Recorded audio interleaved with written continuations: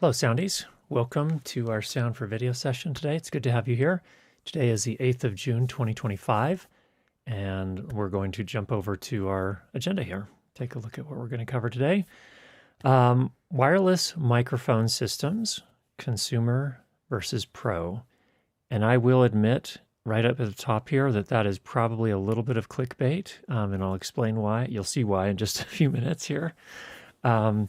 But as always, this is a workshop which goes along with our courses over at school.learnlightandsound.com.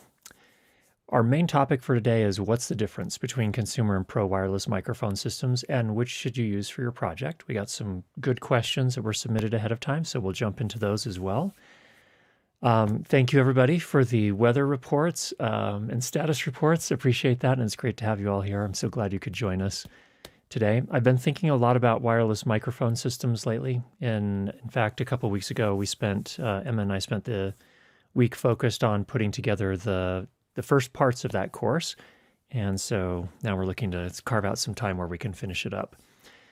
I get a lot of questions. Which wireless microphone system should I buy? But let's start by talking about a few things. First of all, the distinction between pro and consumer, or even prosumer, there's perhaps another category in there.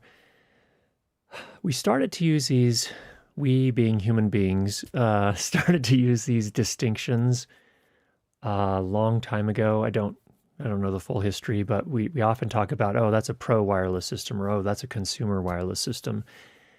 And what I find more and more is that those distinctions, it's not so clear-cut. It's certainly not binary. And actually, I'm not sure that those terms necessarily help us when we're talking about this, because they've been used in different ways in different contexts to mean different things. So let me ask you a question. Participation time here in the chat. Tell me this: is the Rode Wireless Pro a professional wireless microphone system? If you just want to put in there Rode Wireless Pro, yes, no, or whatever other answer you want to put. Is it a professional wireless microphone system? So drop that in the chat. Very interested to see what your perspective is on that. Let's go to the overhead camera here for just a moment. While you're doing that, here's another one. This is the DJI Mic 2, 2-channel receiver with 2 transmitters, very tiny 3.5 millimeter microphone inputs. It's also same thing in the chat. Put in DJI Mic 2. Is this a professional wireless microphone system? Yes or no, or any other answer you choose to give. We're not going to keep it. We're not going to hold you to just a yes or no answer. Okay, and then let's come back. I guess we can come back to the main camera here. What about the Deity Theos wireless microphone system? Is that a professional microphone system? Yes, no, or other in the chat.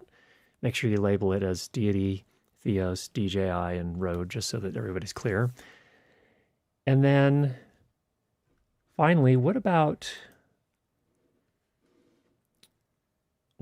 any of the wireless products from a company called Lectrosonics? Lectrosonics. Lectrosonics. Do those constitute a wireless microphone system? There are a ton of different models, so I can't name all of them here. And they have both digital and what they call digital hybrid. So let's check the chat. What are people saying here? Rode Wireless Pro, no, not professional. Rode Wireless Pro, no, it's a prosumer system, says Christopher. Thank you. Genix says no, but it can be for certain cases, I guess. Okay, interesting. Mark says Rode Wireless Pro, nope. Daniel says Rode Wireless Pro is not consumer or pro, more prosumer. Okay, fair enough. Graham says no, it's not UHF. Ah, okay, interesting. Cloudy05, Rode Wireless Pro, no, not a professional system. Okay. Cognition says people use the Rode Wireless system to support paid gigs, so I don't think it's that cut and dried. Christopher says DJI Mic 2 is also a prosumer system. Okay. Linda says, I love my Rode Wireless Pro. I use it more than my Sennheiser. Okay, good, good. Nord says, Pro equals something that fits the workflow of a person that uses it in his profession.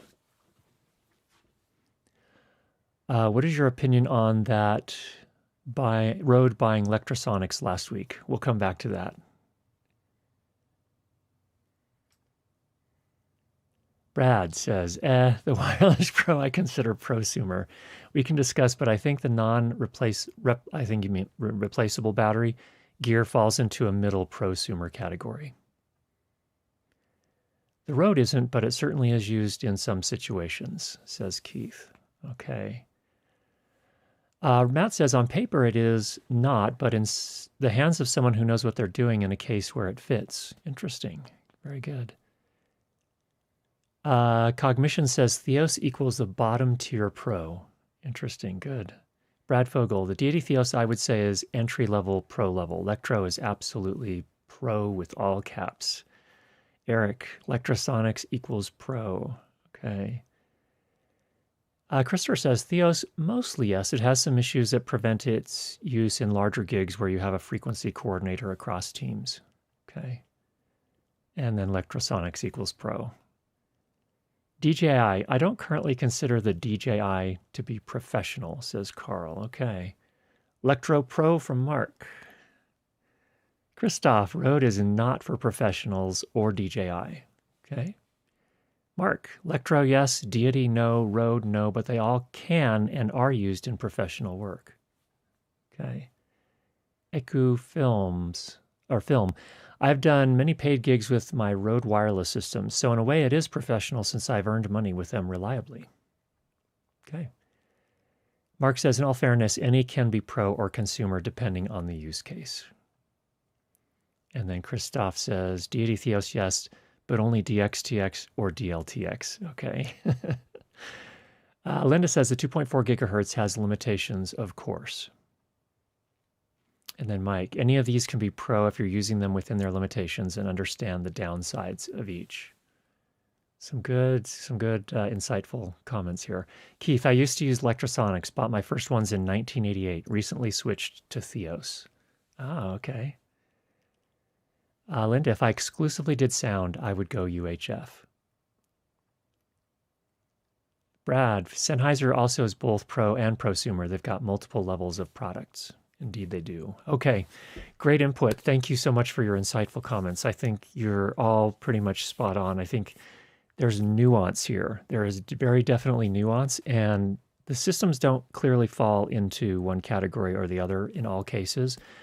I have used a Rode Wireless Go, in fact, not even the Pro, in some professional work. Back at my last job, like 4 or 5 years ago, we actually used it to record some corporate video pieces, and it was fine. We also used the previous generation of Rode, the Rode Filmmaker Kit back in the day.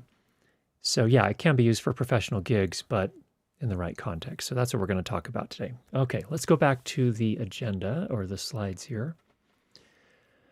All right, so I think there are some important questions to ask yourself to really understand, and instead of just relying on this pro versus consumer versus prosumer, choosing a wireless system from my perspective really depends on getting honest with yourself about a number of questions. Number one, what's your use case? And by that, I mean, really articulate what is it that you're going to use it for. And I think as you start to map that out, that's going to start to make sense. Some more specific questions that can help. Do you just need to use wireless lavaliers, as they call them, wires?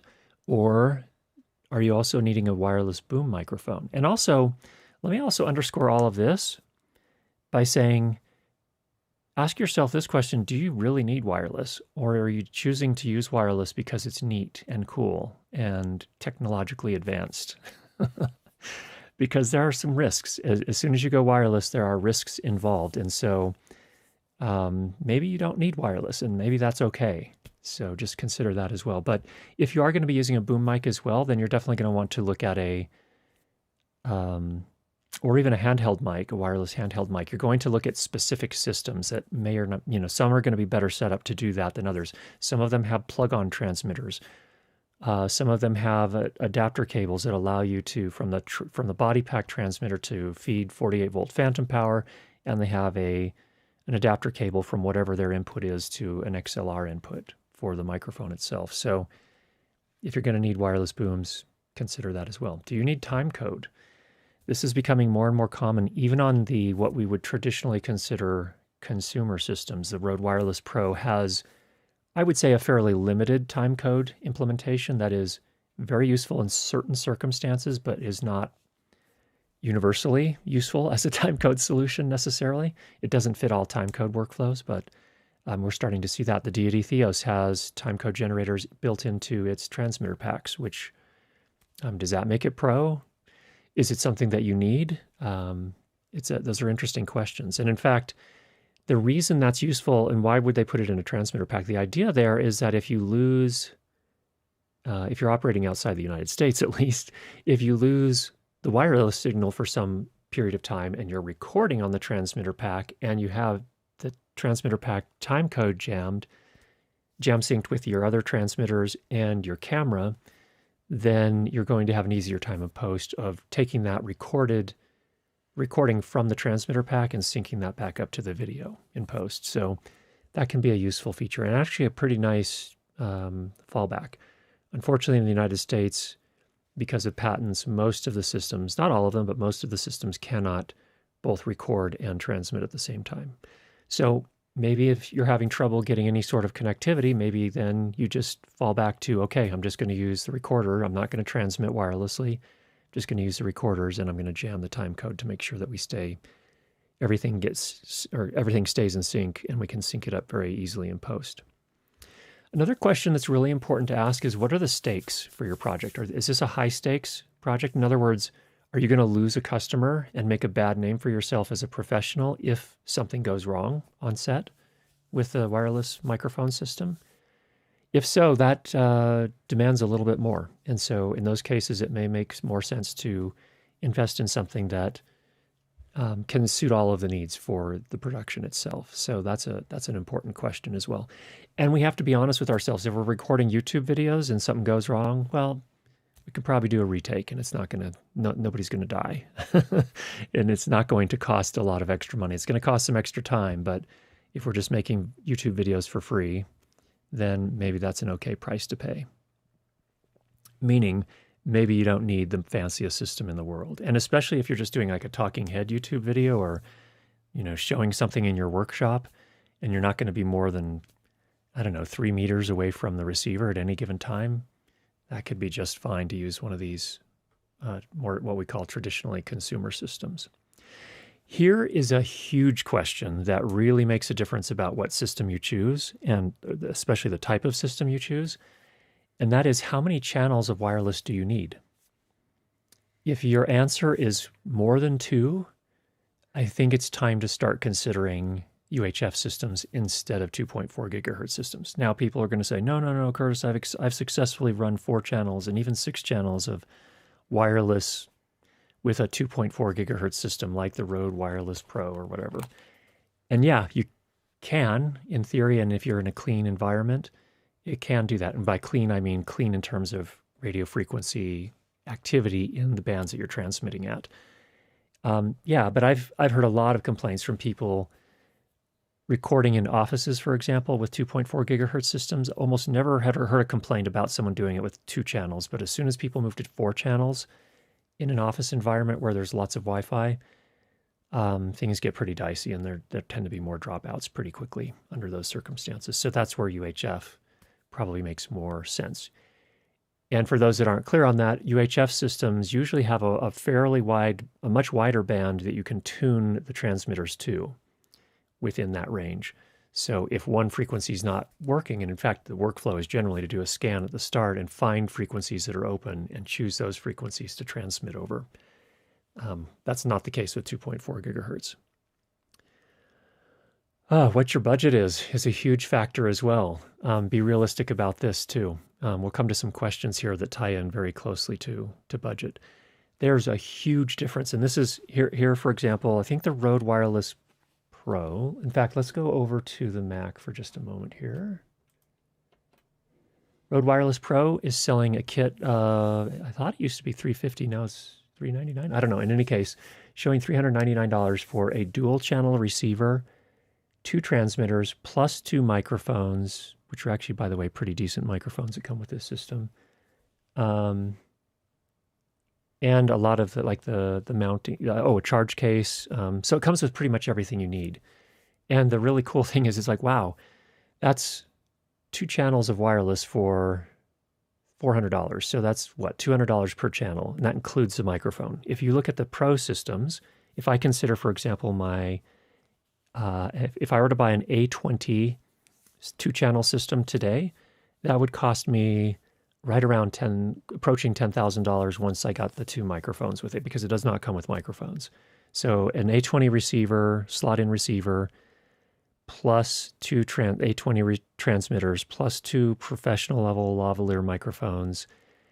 And then I might also need to buy some additional accessories. Like, for example, if I didn't have a slot system, I'd have to buy that as well, or I'd have to consider using a Nexus receiver. Or just, you're talking a lot more money, orders of magnitude more money. So big difference. Okay, let's head on. Oh, by the way, while we're here, Pro's in this name here, just to kind of underscore what we were talking about before.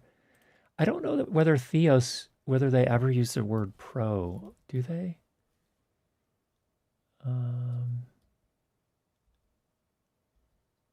The microphone is a Lav Pro, but other than that, they don't ever really refer to the system as Pro on their on the sales page, at least. Interestingly, DJI. No, I'm not going to subscribe. This is pocket-sized Pro Audio. Electrosonics. I wonder if they say Pro anywhere on their site. I don't think you're going to find Pro a lot on their site. Here's the interesting thing. So let's go back to the slides again. It's usually the lower end systems that insist on using the word Pro in their product marketing information. So little ironic, maybe. And again, like I say, you can absolutely use the Rode Wireless Pro. If I'm going to do office interviews and I only need 2 channels, I think the Rode Wireless Pro is a fantastic option, because it is usually the people that are doing those types of productions are solo operators or very small crew operators, very small budgets. And the Rode Wireless Pro is really easy to use. You don't have to do a scan. You don't have to mess with frequency coordination. You turn them on, and they work or they don't. And it's that easy. Same with the DJI Mic 2. So I think that's a really important thing to keep in mind. Let's jump into a couple of the questions which relate to this as well, which I thought were really interesting. First, a question from Dick. Dick says, I'm new at shooting video with my Nikon Z9 camera. I've been shooting meetings of our photography club and other training sessions with 50 to 80 people. I've been using the Saramonic Blink B2 Plus mics. They are okay, but most of the time, but I'm interested in getting something with better sound. Not sure if I should stay with 2.4 gigahertz system or switch to a UHF system. I'm not a professional. I am retired and photography is my hobby. I shoot videos at 3 to 4 meetings per month. Okay, community here, Soundies, let's help Dick out. In the chat, why don't you give Dick your best advice? And while you're doing that, we'll come back to Dick's question in just a second, but go ahead and leave your notes there. I'm curious to see what you all have to say and what your advice is to Dick. Next question is from Daryl, kind of related. I'm upgrading my audio components and have replaced Sound Devices 302, which is a mixer as I recall, with a MixPre 6.2. Next, I need to replace the ME66 and 67 that I've been using for almost 20 years, a microphone. I also have 2 Audio-Technica ATW R1810 receivers that I use with an ATW T1801 transmitter and an ATW T1802 transmitter. They are almost 20 years old as well. My question is, has the technology changed enough that I should be replacing my wireless transmitters and receivers? I have no complaints at present, but I want to raise my game, especially on the audio side of my video work. Okay, let's pause there. I'm going to have you respond to Daryl as well, but let's go back to Dick's question. Are the responses coming in on Dick's question? Still thinking about it? Okay, fair enough. While you're thinking about that and putting your response and your advice for Dick in. Here's my advice for Dick. Dick, I don't think of the distinction between systems like the Rode Wireless Pro and the UHF systems as so much an issue of audio quality. That's not the distinction I see between them. The Rode Wireless Pro is actually one of the best sounding wireless microphone systems. It's every bit as good as a lot of the professional sounding as a lot of the good professional wireless microphone systems I've used. So I don't think just spending more money on a UHF system is necessarily going to get you better sounds, but there's a lot we need to know about your situation. It sounds like you're not having any trouble with the Blink wireless microphones staying connected, so you're not having connectivity issues. I would say if you want better sound, and I don't know, I haven't used that particular Saramonic Blink B2, but the earlier Blink, the first generation Blinks, for example, I know didn't sound very good. The built-in microphones were not great, and there was very little dynamic range. You couldn't turn down the gain enough for people with louder voices. It was not great. My take would be Rode Wireless Pro would be a fantastic replacement for that if the goal is higher or better audio quality. So I'm curious to see what everyone says in the chat. Are they starting to come in now? Okay, here we go. Dick sounds as retired as I do, LOL. What Matt means by that is that retired, yes, but still plenty busy. Mike says, Dick, if it works and nobody has complained, why change it? Yeah, I think if the okay audio quality, I mean, okay is, yeah, again, curious to see what else everyone else says, but if you wanted to improve the audio quality, I think a Wireless Pro from Rode might be a worthy thing to look at. Okay, we'll let those also filter in. Let's go to Daryl's question.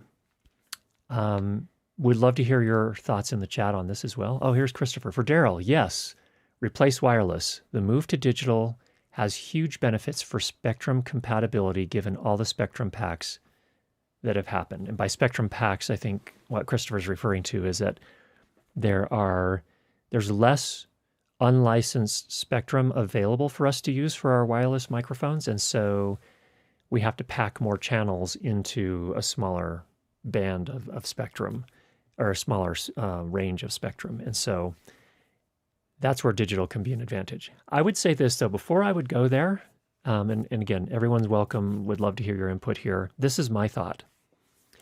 I think, Daryl, it would be really helpful, and you may have already done this on your own, but we don't necessarily have insight into that here, but it would be really helpful to articulate in specific and concrete terms what you mean by raising your game in terms of audio. And what's interesting here is you said basically they're old, but I have no complaints at present. If it's working, there's an argument to say, good on you for thinking ahead. I think that's really good to be thinking ahead. And the way I would probably approach it is I would, as the need arises, I would have my research, kind of keep my research up to date in terms of which wireless systems are going to suit my needs. But then when I need it, then purchase the first kit of whatever I'm going to upgrade to. Then, and if possible, and in many cases it probably will be possible, to use Audio-Technica plus the new kit at the same time if you need 4 channels, for example, or whatever the case may be. So I would first get really clear on what you need. And even if you don't buy something now, buy it when you need it, and then you have your Audio-Technicas as backups or something you can use to add additional channels. That would be my approach for this. Also, just because a Sennheiser microphone that's 20 years old, that doesn't bother me at all. Yes, you should always have a backup, but I wouldn't replace a microphone just because it's old as long as it's performing well, especially a quality Sennheiser microphone.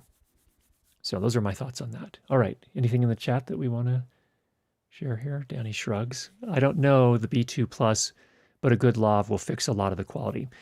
Great point, Matt, and I want to address that. There is one limitation I've seen over and over again with these 2.4 gigahertz wireless microphone systems. So some of them don't even have a 3.5 millimeter mic input, so adding an external lavalier microphone is not even a choice. But for those that do, what I have found is a lot of the 3.5 millimeter microphones, weren't necessarily designed to work with 2.4 gigahertz wireless microphone systems. And so even with some of the quality professional lavaliers, when people plug them into these 2.4 gigahertz systems, they get interference of different sorts. So if you are going to buy a higher quality microphone and plug it into your system, be prepared. If it, do some testing if you can, or buy from a retailer where you can return the mic if it doesn't work and you are getting that interference. So I know, for example, Matt, you use those Tentacle Track E's, which they're not actually wireless.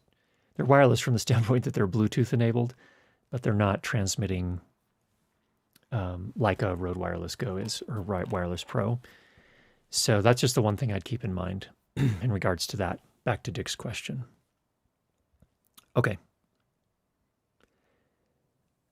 Photo Guy, what lav mic would you suggest for the B2 Plus or Rode Wireless Pro? This is Dick. Okay. Oh, hi, Dick. It's good to see you here. I'll let Matt answer that. I have a couple of suggestions. This is probably what Matt will suggest too, but the Sanken COS 11D is worth testing. It's a very, very tough, very robust lavalier microphone that will last you for a long time unless it gets very extremely abused. And it EQs really well. So the other thing with lavalier microphones and audio quality when it comes to wireless microphones in particular, where the lavalier microphone is placed on the person makes a huge, huge difference as to how it sounds and what the quality of the audio is. So keep that in mind as well. So if you're hiding it, and I don't think, Dick, you probably are, you're probably just clipping it out to whomever is talking. In that case, it's probably not a big problem, but I would always probably try to aim for placing it not directly under the chin, if you can, off to one side and on the upper part of the chest here, not too far, not too close up to the neckline, but down in this area here, usually results in the best sound that way. If it's mostly presentations, another thing to consider is instead of a lavalier microphone is an ear hung microphone, one that has this tiny little boom that comes out on the side of the face. If it's not super critical that everything be hidden, those probably sound better than most lavalier microphones in most circumstances. You'll notice things like TED Talks there and a lot of stage presentations, they're almost always using the ear-hung microphones now. The benefit is when the people turn, it follows them, and it's just a better position for the microphone to get quality sound. So some things to consider there. Okay, let's keep on going through the questions here. Daniel G has a question here. For a low-budget operation, given the technological advancements over the last 5 years that has made its way down to the consumer wireless space, does it make sense to consider older analog professional wireless equipment at a similar cost, even if the equipment is no longer supported by the vendor, compared to newer digital-based consumer wireless systems? The one thing that is better, in my opinion, with professional wireless equipment is that the frequency spectrum they operate in is easier to deal with than most consumer wireless systems, which can be a significant issue in a crowded location. And by crowded, I assume Daniel's talking about radio frequency crowded. Are there any other factors that should be considered when trying to keep costs down without sacrificing too much in terms of reliability? Well, I would say even for the older systems that are not necessarily still sold by the manufacturers, the product companies, a lot of them can still be maintained as long as nothing major breaks. If a port gets kind of messed up or something like that, a lot of times the pro sound houses can repair those. I just sent in a microphone just last week, in fact, or the week before, to Gotham Sound to have it re-terminated for a different wireless system, and it's going to cost about $100, roughly. So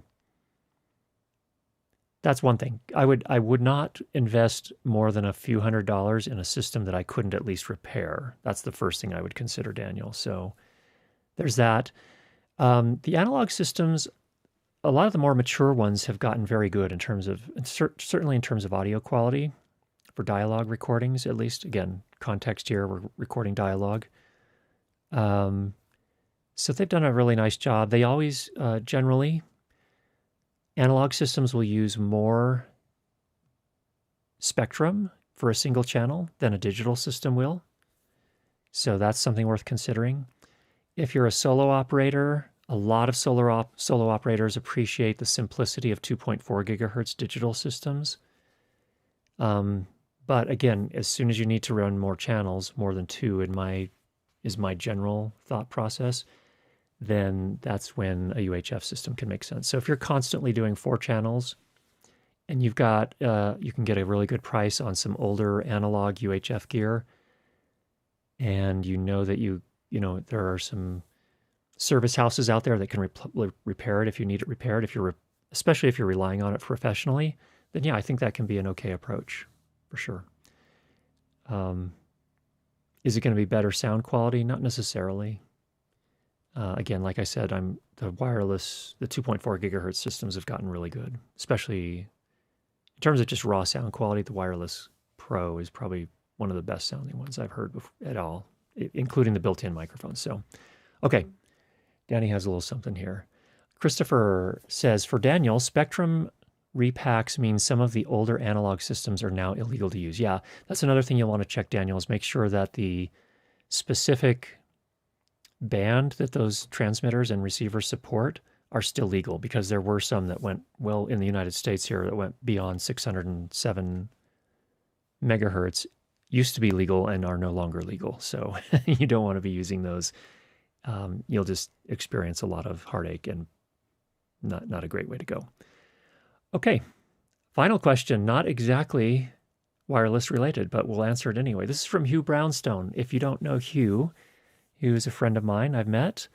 Hugh runs a channel on YouTube, and I refer to him as the camera poet. He has some of the most thoughtful camera reviews I've experienced. So Hugh, thanks for your question, first of all. Just wanted to thank you for your work on this channel and to ask if you are familiar with Auphonic.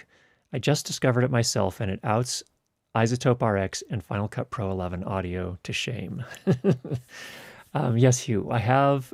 Thank you for bringing that up. Yes, we covered it a couple times over on my main channel. First time was probably back in 2014 or 15, and it's only gotten better since then. And we more recently covered it, I think, in 2023 or 2024 again. And yeah, Auphonic is a fantastic service that makes audio cleanup very, very simple and straightforward. It also does essentially the equivalent of auto mixing by using some machine learning type of cross gating, basically. So it does a really nice job. If you want to simplify your workflow, your audio is recorded pretty well. It's not like a major rescue effort. Then Auphonic can do a really nice job. So definitely worth everyone knowing about as an option out there. Okay, well, let's go back to our main camera and just check in with everybody and see what questions people have, what thoughts, what dialogue you'd like to engage in here. Eric says, Pro always feels like 1, customer support, and 2, can be repaired or replaced, no questions asked. I agree that there's definitely an element that Pro systems are made for, first of all, made for durability, but secondly, the companies will typically stand behind their products as well with service. So either they can be repaired. So I know, for example, Sound Devices does a lot of their own repairs. Sound Devices does a lot of their own repairs. Other companies do a lot of their own repairs as well. And if they don't, then a lot of times professional sound houses like Gotham Sound or True Audio also have service departments that will maintain a lot of the pro level gear. So that is definitely a big part of it. So let me give you a specific example. Not so much with wireless. Well, actually with wireless, these, for example, as far as I'm aware, DJI and Rode, there is no service center to send them into, I don't think. I think more likely they're going to replace them if they're still within warranty. Now over to Matt's question. I saw a challenge where a pro videographer uses an iPhone and an amateur had an Alexa, and the iPhone video was better because the pro knows how to and the amateur didn't. So yeah, I think the skill level is a big part of it as well. Christopher says, being prosumer is not a death knell. DJI Mic 2 works pretty well for a certain segment of use cases. Same for the Rode stuff. Let me actually add something to that. I can't remember if I've told this story. If I have, I apologize if it's something you've heard before already, but We talk about this in our course. When I was at NAB this year, I saw the Gotham Sound guys on the show floor, and they were moving this rig around. They had this rig on wheels, kind of an upright. It was almost like everything built on a C-stand with wheels, and they were pushing it around the show floor, and they were doing tons of interviews live, by the way. And I talked to Peter Schneider, and he said, hey, you're not going to believe this, but we're actually transmitting the audio to the rig using a DJI mic too. So they were actually using Lectrosonics transmitter front ends, feeding that into the DJI transmitters, sending that wirelessly to the rig, probably 2 meters away, and receiving it. And the reason they were doing that is that there was more UHF activity there than there was 2.4 gigahertz activity on the show floor. So is the DJI mic pro? I mean, this is a pro sound organization going around NAB, being flexible, having a good backup plan, and successfully being able to live stream from the show floor. So anyway, it's very interesting. So use cases and backups. By the way, I am a huge advocate for having things like this as a backup. Even if you are using a full UHF kit, having something like this as a backup. It has saved me before. I've had problems with UHF systems in the past where I had to act really quickly, and we just switched over to a 2.4 gigahertz system and we were on our way. Again, if you're going to run a ton of channels, that's a completely different thing. But you just have a couple channels, it can work. Christopher says, the various modern body pack recorders, the Tracky, the PR2, etc., can also be a decent substitute for wireless for lower budget. Good for the app crowd for remote control monitoring over Bluetooth. Exactly, I agree with that as well. Just again, Christopher points out some of the weaknesses that it's just really important to understand with these body pack recorders, like the Tentacle Tracky and the Deity PR2. Great little systems, and essentially what they are is they look like body pack transmitters, but they're not transmitters. They're just recorders. And so the idea is you can strap them onto somebody, hit record, and then start rolling camera, and you can record them. Both of those, incidentally, also have timecode generators built in. So you can jam a timecode generator, attach the timecode generator to the camera, and then in post-production, it's very easy to sync the audio up with the camera. But there is one big potential downside, and that is they usually have a mobile app you can run to connect to them to jam the time code and also do other things like that, change some of the settings. But they also typically allow you to at least temporarily monitor the audio that's being recorded or that you're setting up on the actual body pack recorder. It's not usually the best audio quality. It's usually Bluetooth, so the range isn't amazing necessarily, especially outdoors. But you can't necessarily monitor those full-time, especially if you have multiple packs going at the same time. So depending on the system, that may not be an option. So you just need to be aware of that. So if you've hidden a lavalier microphone and you don't realize till the end of the day that there was a bunch of clothing rustle and the audio is basically unusable, you need to be on top of that kind of stuff. So there are some potential downsides in some circumstances.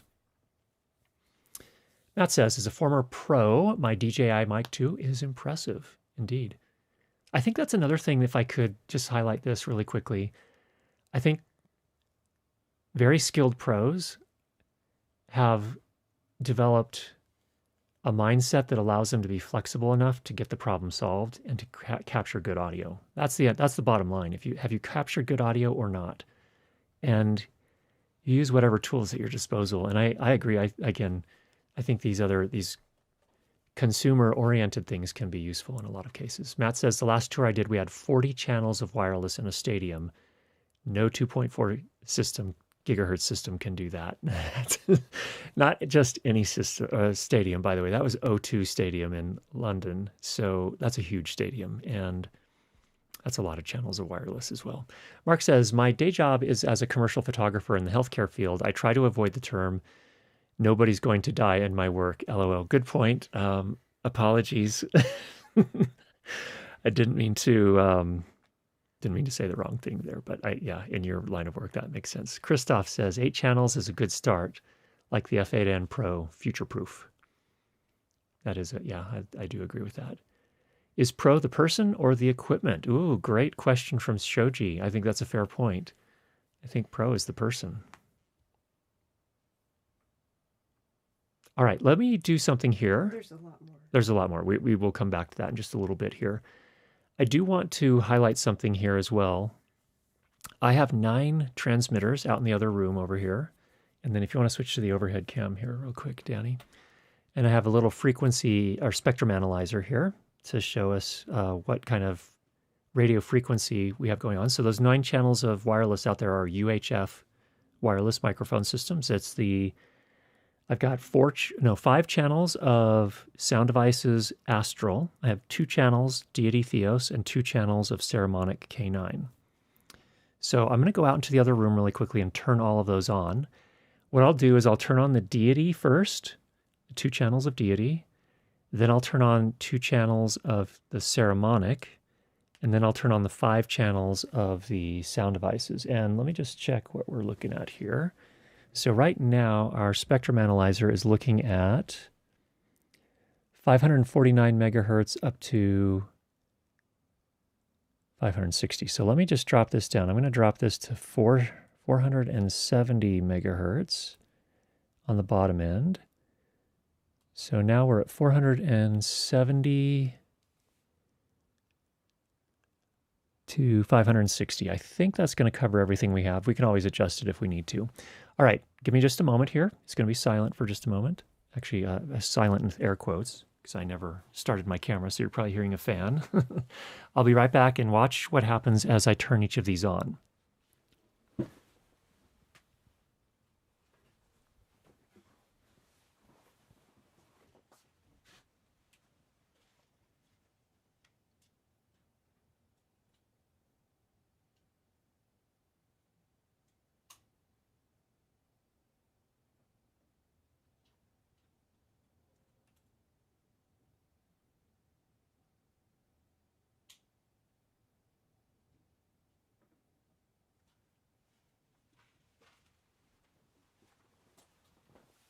Okay, we'll pause there. I just turned on the 2 channels of Deity Theos, and you can see a couple of things you may have noticed. When I first turned them on at 550 megahertz, it kind of did that little thing where it was on for a few seconds, and then it switched over to the channels that they're actually tuned to.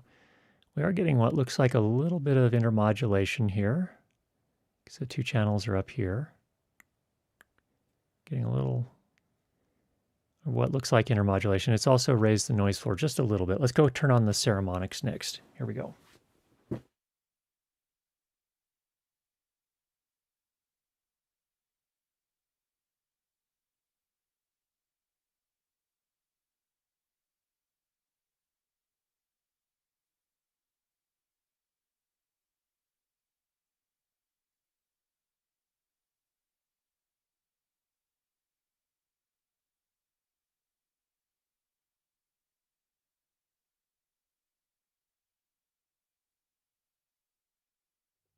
Okay. I'm going to expand the upper range here. We're getting a lot going on there. Just a second here. Let's maybe go to, well, we can go all the way up to 607 megahertz. There we go. Okay, a lot of activity right in here. It's pretty densely packed. Let me check the frequencies that we have those tuned to, but we've got a lot going on there. Notice that the noise floor around it, the radio frequency noise floor around it, has raised up some. That's pretty standard, even with digital systems, which are a lot more, typically have more filtering, more linear filtering, I would say, and able to generally use less spectrum per channel. But I'm going to go ahead and turn on the Sound Devices, and then we'll kind of zoom in a little bit and see what happens. Did you also notice that the Saramonic K9, when I turned them on, they also hit 550 megahertz and then went to their assigned frequency. So they have that. Just a weird thing. It looks like those 2 systems are probably using the same chipset, is my guess. So, all right, let's go turn on the Sound Devices channels, all 4 of them. Well, 4 of them, and then I'll come in here and turn on the 5th one. So I've got 4 A10 transmitters and 1 A20 mini transmitter.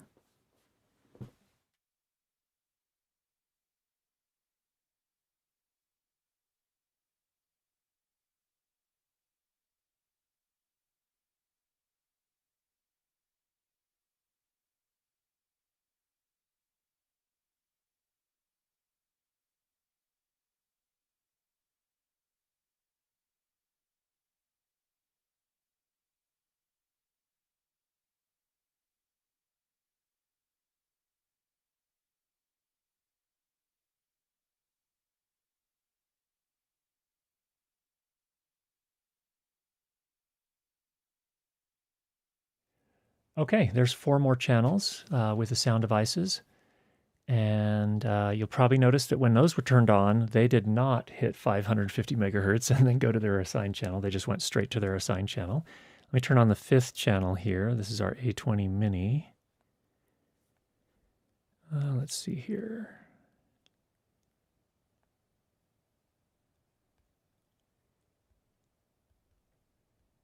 That one, I might need to change. Oh no, here it is.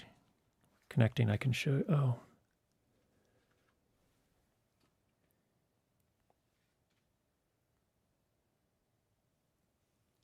Oh, I need to go turn that. I need to hit the button on that as well. Give me 1 second.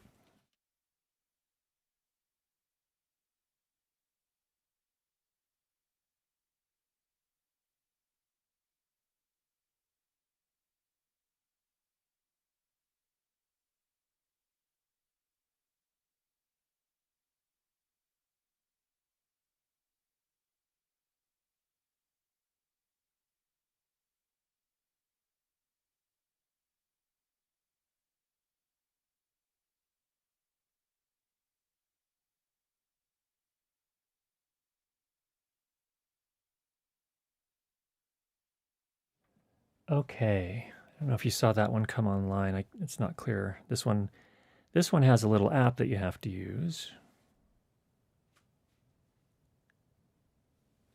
And yes, that one's on at 550, 558, 600. Okay, so all 9 channels are on now. Let's zoom in a little bit. So let me go ahead and zoom into this section right here, which I believe is going to be, let's say 549 megahertz. And that's at the top end at 560. Kind of packed them in there pretty tightly. Okay. So overall, you can see the noise floor has come up. That's normal, again, when you have this many channels. And I don't know if you can necessarily tell, but the 2 of the sound devices channels, one of them, the A10 is here, and then in between here we have one of the, I believe it's one of the Theos, DoD Theos. And one thing you'll notice is that the amount of spectrum used by the Pro, and I'm using air quotes here, the Pro system, well, I'm not using air quotes for the sound devices. That actually is, I think, definitively Pro, but it's generally using a narrower slice of spectrum versus the more entry-level Pro systems like the Saramonic K9 and the Deity Theos. So that's one thing that you'll notice here as well. So back to, I think it was Daryl that was asking the question, or Daniel that was asking the question, and Daryl that was asking the question earlier. Yeah, the new systems, the digital systems, none of these are analog systems, by the way. All of these are digital systems. And even between the digital systems, there's a more efficient use of spectrum, typically the higher up you go. And even the A10 transmitters are not the newest technology. Those have been out since like 2018 or something like that. So, or 2017, 2018, something like that. So they're not the newest, and even some of the newer ones are using less. So typically, for example, the spec on the sound devices, actually, and also the Shure SLXD, which is a digital system, I believe the Sennheiser EWD system as well. And these are not the highest level Shure and Sennheiser systems. They use about 400 kilohertz of spectrum per channel. The Deity Theos is spec'd at about 700 kilohertz per channel, and the same with the Saramonic K9. So you get different levels of efficiency. So that's another case where I think what I would say, even with all of the kind of challenges, and we can go back to the main camera for now, even with a lot of the challenges that we've identified over the time, if we looked at the audio quality on the Deity Theos system, and it has some challenges when you are transmitting wirelessly. Some of the higher frequencies above 15 kilohertz start to do some odd things. People with sensitive, younger ears typically can hear that and are annoyed by it, and understandably so. But what I generally find is, that the Deity Theos system, despite those challenges, the price of it makes it really compelling. And depending on what you're doing, it can be a fine solution. In fact, with dialogue recording, I would just roll a lot of that off with a low-pass filter and call it a day and get some really good results. So, but I'd also probably not, if I were working on things like Matt's working on with 40 channels of wireless, I'm not going to buy a Deity Theos system. That's a different level of production, and they need to have the budget to support that. And that's going to mean some of the highest quality, highest end wireless systems from either, I don't know what you were using there, Matt, if it was Shure Digital Axient or if it was, I know at the Super Bowl halftime show, they used last year or this year, earlier this year, they used Sound Devices, at least for the Kendrick Lamar's handheld mic. But yeah, you're going to see those higher end ones at those big productions like that. Even on film sets, you're going to see those higher end ones. Okay, let's go to the chat here again. Question, what is your go-to 2-channel wireless system? Well, in my day job, we almost never use wireless, but when we do, we have Sound Devices. We also have a DJI Mic 2 on hand. We almost never use any of the wireless, but I think our first choice would typically be the Sound Devices, but we'd also have the DJI as backup. In my, excuse me, in terms of kits that I personally own, I have the Sound Devices. And Matt does say it was Shure Axient Digital. That makes sense. Shure Axient Digital is one of the most efficient, I believe, in terms of the amount of spectrum that it uses per channel. So, in some of my past work, corporate video work, I have used the Rode Wireless. In that case, it was Go 2. It was before the Rode Wireless Pro came out. But nowadays, I'd probably use the Rode Wireless Pro and certainly bring that along as a backup to almost anything. But the Sound Devices, A10 and A20 transmitters and the A20 receivers would be my go-to. Okay, back to the chat. Danny is scouring the chat right now. Here we go. Robert. Hi, Robert. For the ear mic, put the capsule at the corner of the mouth where the tips meet a half inch or more away from the skin. Yeah, it's important to keep that away from the skin. Also, you'll notice there's a little rubber knob on those usually. And believe it or not, what that's actually for is for people that get presenters that get sweaty. It's to keep the perspiration from going down the boom and into the microphone capsule. It stops the sweat before it gets all the way down. So if you have a question about what that's that keep it on there, that's what it's for. And yeah, positioning it so ideally it comes right down here and stays away from you don't want it rubbing against the skin, especially for men with whiskers. It will make a lot of noise, or men with facial hair. Robert says, it is important to keep antenna orientation the same between transmitter and receiver to get maximum RF signal transfer. Keep them parallel. Great point. One antenna at 90 degrees to the other is poor. One pointing to the other is the worst. Yes, so there is, in fact, in our wireless course, UHF Wireless Basics course that's coming up here soon, we talk specifically about that, about the essentially the transmission patterns of antennas and how you need to orient them for best performance. And so typically the way to think of it is orient them the same way. A lot of times you'll see people on their their receivers will orient them kind of at a little bit of an angle. And the idea there is that if it's pretty close, it's gonna work under most circumstances. Then you have the transmitter pack on the Talent, and when you first position it so that the antenna is vertically oriented. A lot of times what'll happen is they'll get bumped a little bit and they'll go at a little bit of an angle, and that's a lot of times people will put the receiver antennas something like that just to kind of cover all their bases there. And they're both at slightly. So one is this direction of 90 degrees and this one is this direction of 90 degrees. So they kind of cover a lot that way. And those are usually, assuming that those are diversity antennas. A lot to go into, but Keith says my old Electrosonics are all illegal. Contraband wireless. No, they were just, from a different time when we had that available to us.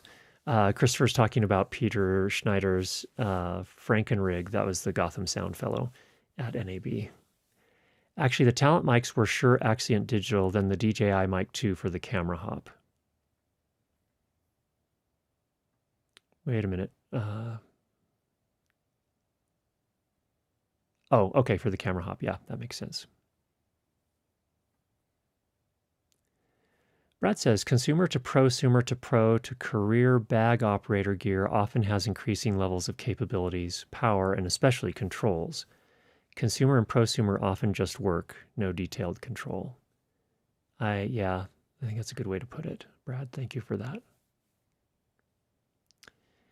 Mark says the insert brand here is professional when I use it.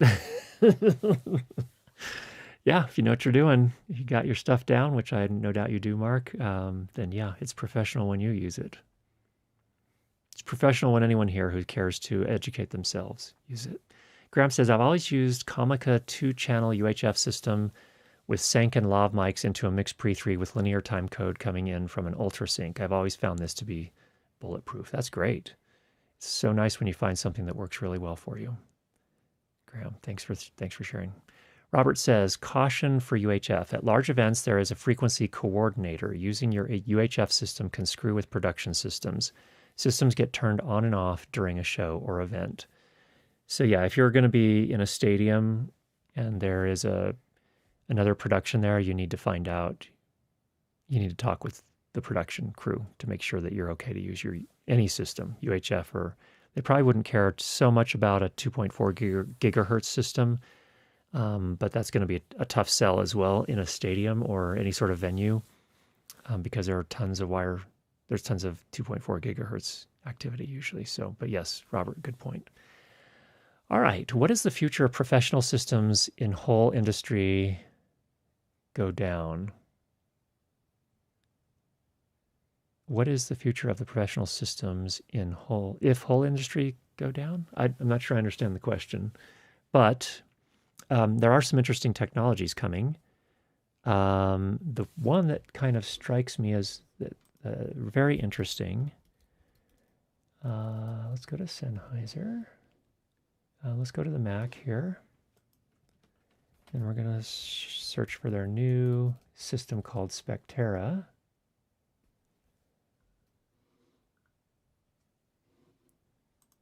Here we go.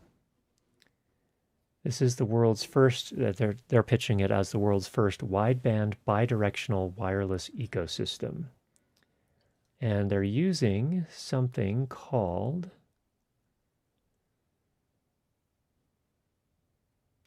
what is it called again? I think it's something mass, WMAS, wideband, or wireless. I don't remember exactly what it stands for, but back to the main camera. The main idea with these types of systems is that instead of taking a transmitter and tuning it to a single frequency, taking another transmitter and tuning it to a different frequency so they can operate side by side, instead what they're doing is the whole system is taking a slice of spectrum and they timeshare amongst the transmitters. This is a super oversimplified explanation of this. But that what'll happen is they'll use that entire range to transmit digital information from the first transmitter, then the second transmitter, then the third, in very, very, very, very, very tiny time slices. So each transmitter will transmit and then wait for the others, and then transmit and wait for the others, transmit and wait for the others, a number of packets at a time. So it's kind of buffering up on the transmitter and sending, and they're doing it so fast that the overall system latency can often still be in the sub 3 milliseconds range. So it's using some really, really advanced technology. And I think we're going to probably at the top end of the market and the top productions, the top big budget productions are going to probably see, you're going to see that kind of thing from other manufacturers, including Sennheiser over time. So there's some really interesting things that are coming. And it's bidirectional. It can send information both ways. So it's not like you have a transmitter and receiver. You do, but they're more like programmed to be that in that particular circumstance. So, what is your opinion on Rode buying Electrosonics last week? Okay, we're coming back to that question. I don't know enough of the inside information. I don't know that it's bad. Of all the companies, it's actually not Rode that bought them. It's Friedman Electronics that bought Electrosonics, as I understand it, which is the parent company of Rode. The same parent company, Friedman Electronics, also has bought, they bought Mackie, they bought Aphex, they've now bought Electrosonics as well. we're seeing a lot of consolidation in the professional audio market as well. So there's a company called Audiotonics, which owns a lot of the pro sound systems as well, or pro sound companies now as well, including Sound Devices, Allen and Heath. There are some other companies that make like broadcast consoles, and I don't remember their names. They own them as well. I think they own Native Instruments, if I'm not mistaken. So they're buying up. Native Instruments, incidentally, is the company that bought Isotope. So there's a lot of consolidation going. Of all the companies, I think Rode, certainly I don't think that Mackie has declined in its capabilities since Rode has bought them a couple of years ago, or since Friedman Electronics bought them a few years ago. I don't have any, I mean, I don't know. Was Lectrosonics on the edge of survival? I don't know. If it was, then it's a good thing. Hopefully this buys them more life and they can continue to provide the amazing quality wireless systems that they do. Hopefully that's the case. But my sense is that Rode, that's a pretty good fit because Rode itself serves definitely the consumer and probably up into the prosumer space for the most part, and now having a pro level offering. And that's the same thing with Aphex. Aphex was like broadcast gear, basically. So it gave them a way to kind of get into that market as well without using the Rode brand specifically to get into that market. So hopefully it's okay. Hopefully it's good. All right. Is that everything? No. Danny says time. So with that, get out there, make some great sound. We'll talk to you again.